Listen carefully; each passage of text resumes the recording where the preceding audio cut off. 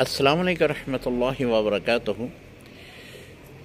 سوال یہ کیا گیا کہ سردی کے ایام میں مساجد میں گیس کے ہیٹر جلائے جاتے ہیں، اگر ہیٹر آگے ہو تو کیا نماز ہو جائے گی جبکہ ہیٹر بھی جل رہا ہو؟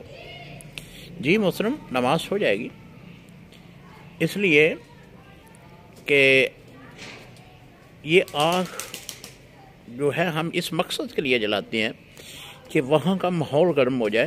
سردی کے ایام میں بندہ جو ہے وہ خشوع و خضوع کے ساتھ نماز میں مصروف رہے، تو اس بنا پہ وہاں کا ماحول گرم کرنے کے لیے ایسا ہوتا ہے، نہ کہ یہ ہوتا ہے کہ ہم آگ کی پوجا کر رہے ہیں۔ ایسا تو کسی مسلمان کے وہم و گمان میں بھی ایسا نہیں بات ہوگی۔ بعض لوگ کہتے ہیں جی، ابھی ایک بھائی مجھ سے فون پہ یہ مسئلہ پوچھ رہا تھا کہ جی وہ ہیٹر تو آگے جلائیں گے تو آگ کی پوجا نہیں ہو جائے گی؟ جی نہیں، آگ کی پوجا کیسے ہوگی؟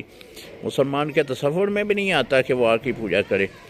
وہ تو اللہ رب العزت کی عبادت کرنے والا ہے، آگ کی پوجا تو نہیں کرے گا۔ تو اگر اس طرح آپ دوران نماز سامنے رکھ لیتے ہیں، کوئی ہیٹر وغیرہ رکھ لیتے ہیں یا کوئی آگ جلا لیتے ہیں، تو نماز پڑھیں گے تو بلا کراہت نماز ہو جائے گی۔ اسی طرح گھر میں اگر آپ ایسا کرتے ہیں جہاں نماز کے آگے جو ہے وہ ہیٹر جلا لیتے ہیں یا پھر کوئی ویسے آگ جلا لیتے ہیں تو پھر بھی نماز ہو جائے گی۔